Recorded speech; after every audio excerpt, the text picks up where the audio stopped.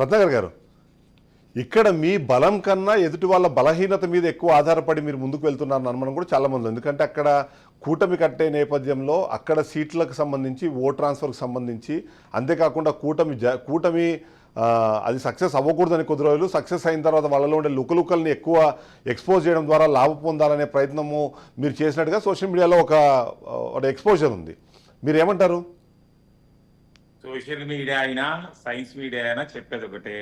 మా నాయకుడు స్పష్టంగా చెప్పాడు, మా పొత్తు ప్రజలతోనే అని క్లియర్ గా చెప్పాము. మేము పాజిటివ్ ఓటు.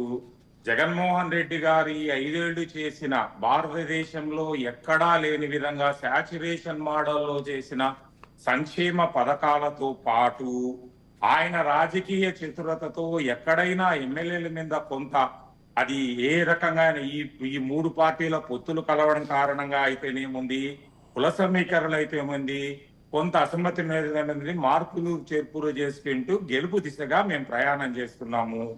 సో దీంట్లో అక్కడ వాళ్ళలో ఇది ఏమన్నా అర్థం ఉందా?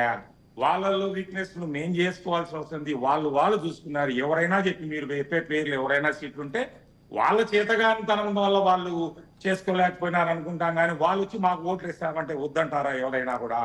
దాన్ని మేము చేయగలిగేది ఏమున్నది? అవతల పార్టీలో వీక్ గా ఆ పార్టీలు ఆయన ఎక్స్పోజ్ అవుతున్నారా? మేము ఇన్వాల్వ్ అయి చేయగలుగుతానేది ఎట్లయితే అది చెప్పు.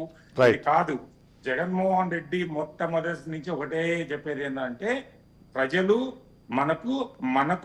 మనం ఆన్సరబుల్ ప్రజలకు, ప్రజలే మనకు ఓట్లు వేస్తారు. ఈ పొత్తులు జిత్తులు ఎత్తులు ఇవ్వద్దా? మేము ఎప్పటి నుంచో చెప్తున్నాం, కొన్ని పదాలు వాడుకుంటూ దత్తపుత్రులు అయితే నేను ఇంకోటి అయితే నేను చెప్తానే ఉన్నాం.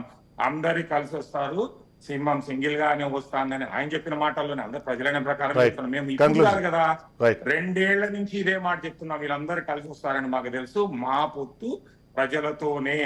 ప్రజలు చిత్తశుద్ధితో గమనిస్తున్నారు. ఇన్ని రకాలుగా ఇంత అనైతికంగా 2014 నుంచి 2019 వరకు ఇదే కూటమి ఈ రాష్ట్రానికి చేసిన ఒక్క మంచి పని చెప్పుకోగల పరిస్థితిలో ఉన్నారా? కొత్తగా వచ్చి వీళ్ళు ఏం చేస్తారని ప్రజలు ఒక రకమైన ఖచ్చితమైన భావంతో ఉన్నారు.